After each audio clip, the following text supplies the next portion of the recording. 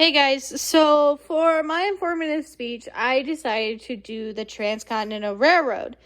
And the reason I did this was because honestly, it is something that truly interests me growing up as a child. And now being in college, it actually held something dear to me in my heart. And what we're going to do is we're actually going to debunk the myth of where it was officially joined. So, before we dive into that, obviously it's been about 10 years since we've learned about this. So I'm just going to give you a little bit of information on the Transcontinental Railroad. So the joining of the rails was between the Union Pacific and Central Pacific Railroads. It was 1,912 miles long. And the starting of it was in 1863 to 1869. So the Central Pacific, they started their building actually in Sacramento, California, heading east. And then the Union Pacific started their building in Omaha, Nebraska, heading west.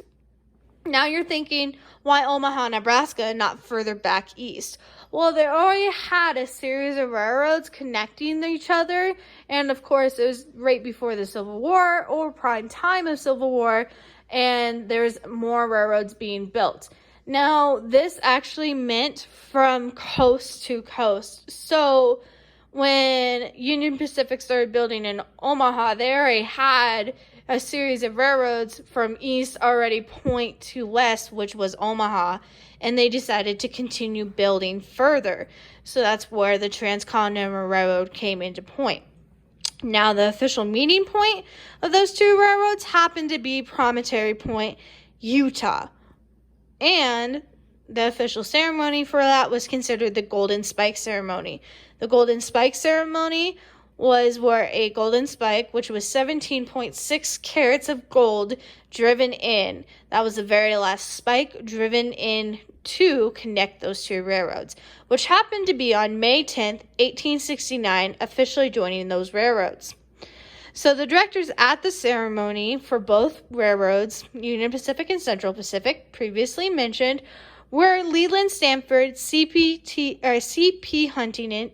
Huntington, E.B. Crocker, Mark Hopkins, A.P. Stanford, and E.H. Miller Jr. You can see them pictured right there down below in the bottom right corner. And you can also see Juniper, which is one of the engines that was used during the ceremony. So, as I previously mentioned, we're going to debunk Promontory Point not being the true connection. And why? Is because we believe here in Strasburg, Colorado, which is my small hometown, is that this was the true connection.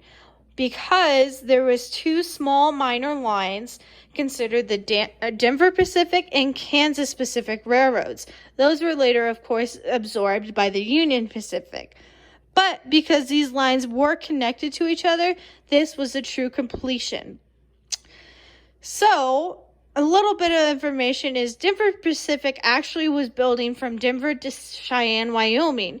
And then once they finished that line, they turned around and started building east, meeting Kansas Pacific, which was building from Kansas City to Denver. And where they met was this small place called Comanche Crossing, Kansas Territory, which was later known as Strasburg, Colorado. And the completion of these lines was all thanks to the Hannibal Bridge that was built across the Missouri River in Kansas City, Missouri.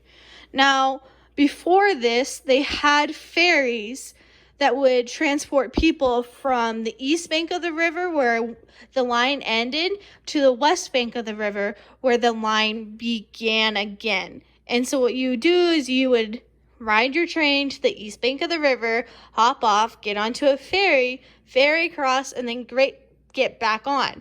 Thanks to the Hannibal Bridge, that train was able to build the track right across and connect those two lines, which later absorbed into Union Pacific, officially joining those railroads from coast to coast in 1870, which was 1 year later from the original Golden Spike ceremony in Promontory Point, Utah. So in the end of all this, Strasburg, Colorado is the true joining of the rails compared to Promontory Point, Utah. That was 5 minutes and 9 seconds.